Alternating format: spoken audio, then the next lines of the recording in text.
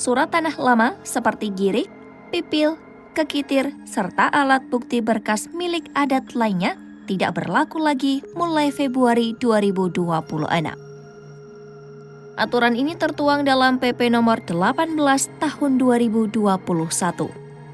Jika tidak didata dan didaftarkan ke BPN sebelum batas waktu, surat tanah lama hanya menjadi petunjuk penguasaan tanah, bukan alat bukti hak. Menteri ATR BPN Nusron Wahid pernah menjelaskan bahwa girik otomatis tidak berlaku setelah seluruh bidang tanah di suatu wilayah terpetakan dan menerima sertifikat resmi.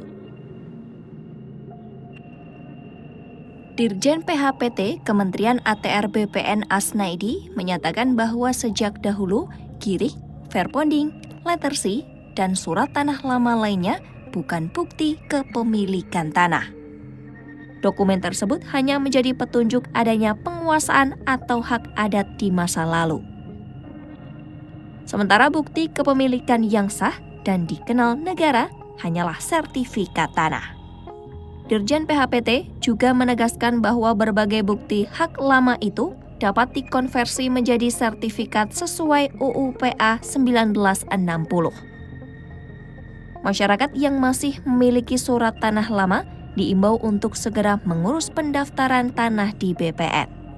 Kebijakan ini merupakan upaya penciptaan kepastian hukum di bidang pertanahan. Asnaidi menyampaikan bahwa negara hadir memberikan kepastian hak bukan untuk mengambil hak masyarakat.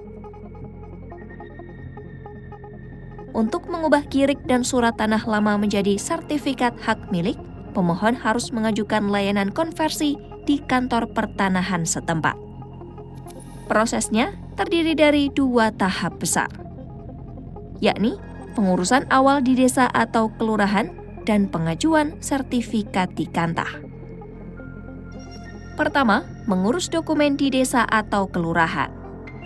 Pemohon perlu membuat 3 dokumen penting. Pertama, surat keterangan tidak sengketa yang ditandatangani RT, RW, atau tokoh adat. Kedua, surat keterangan riwayat tanah berisi sejarah penguasaan dan peralihan. Ketiga, surat keterangan penguasaan tanah sporadik yang memuat tanggal mulai menguasai tanah. Kedua, mengurus SHM di kantor pertanahan. Langkah pertama adalah mengajukan formulir permohonan.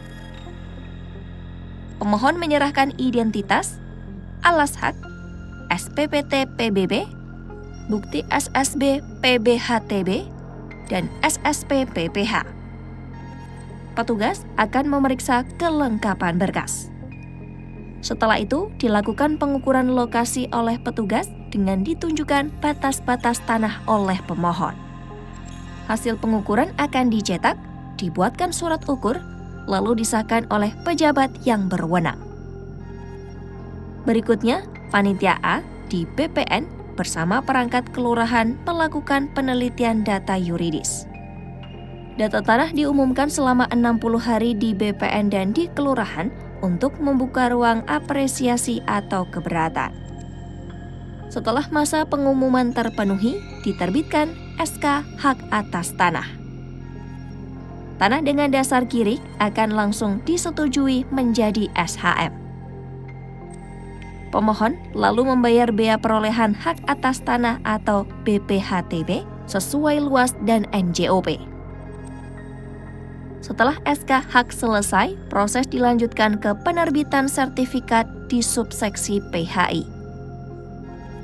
Setelah sertifikat terbit, pemohon dapat mengambilnya di loket BPN. Estimasi waktu penyelesaian konversi girik ke SHM adalah 98 hari kerja sejak berkas dinyatakan lengkap. Biaya resmi PNBP dihitung berdasarkan luas tanah dan lokasi. Sebagai contoh, tanah seluas 500 meter persegi di Jawa Barat memiliki estimasi biaya Rp250.000. Sedangkan 750 meter persegi di Kalimantan Timur memiliki estimasi biaya Rp330.000.